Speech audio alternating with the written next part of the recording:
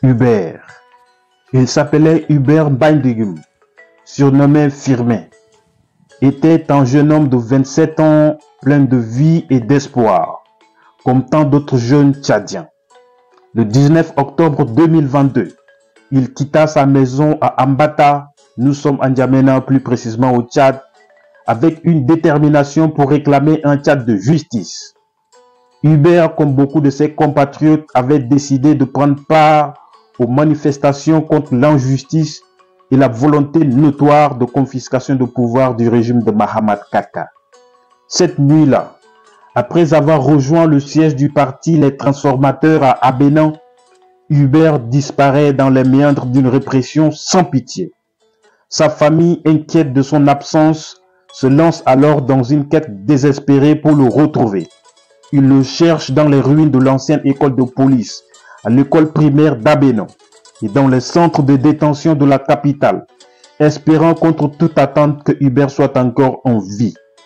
Mais ce n'est qu'en décembre 2022 que la vérité atroce leur parvient. Hubert a été capturé, brutalement battu et emprisonné dans les terribles geôles de Korotoro. Un ancien détenu raconte, le cœur lourd, avoir vu Hubert, la tête blessée, la mâchoire brisée, un corps autrefois plein de vie, réduit à une carcasse meurtrie. Le 4 novembre, Hubert succombe à ses blessures loin des siens, dans l'obscurité et l'oubli. D'autres témoignages d'anciens détenus décrivent un calvaire indicible. Hubert, battu jusqu'à ce que la vie le quitte lentement, a passé ses derniers jours dans un état de confusion, de douleur, comme s'il était atteint de crise d'épilepsie. Pour sa famille, le cauchemar ne s'arrête pas à l'annonce de sa mort. Le chagrin s'ajoute à l'incertitude. Je veux mon proche, qu'il soit mort ou vivant. Je veux qu'il revienne. Le gouvernement doit ramener son corps, implore un membre de sa famille. Dévasté par la douleur, la tombe de Hubert sera introuvable. Son corps perdu quelque part dans l'immensité du désert ou dans une fosse commune. S'il est mort, il est mort, mais je veux l'enterrer, répète ce proche comme pour conjurer l'angoisse qui l'étreint. Mais sans cet endroit pour se recueillir, comment trouver donc la paix? La douleur de l'incertitude est insupportable, un fardeau que personne ne devrait porter.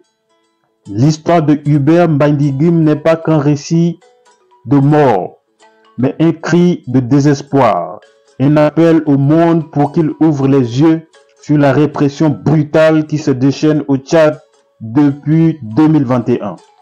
Un jeune homme a été broyé par un régime sans pitié, mais sa mémoire doit perdurer pour que justice soit rendue. Hubert, déporté, torturé et assassiné à plus de 600 km de chez lui, bien que mort, aujourd'hui incarne la lutte pour la liberté, la dignité et la fin d'un règne de terreur. Justice pour Blaise Djikossi, justice pour Vincent Bakoubou, justice pour Ngaba Djimadoum, justice pour Magloire Mbayadjim, justice pour Joaquin Wenyebal, justice pour Hubert Mbindiguim.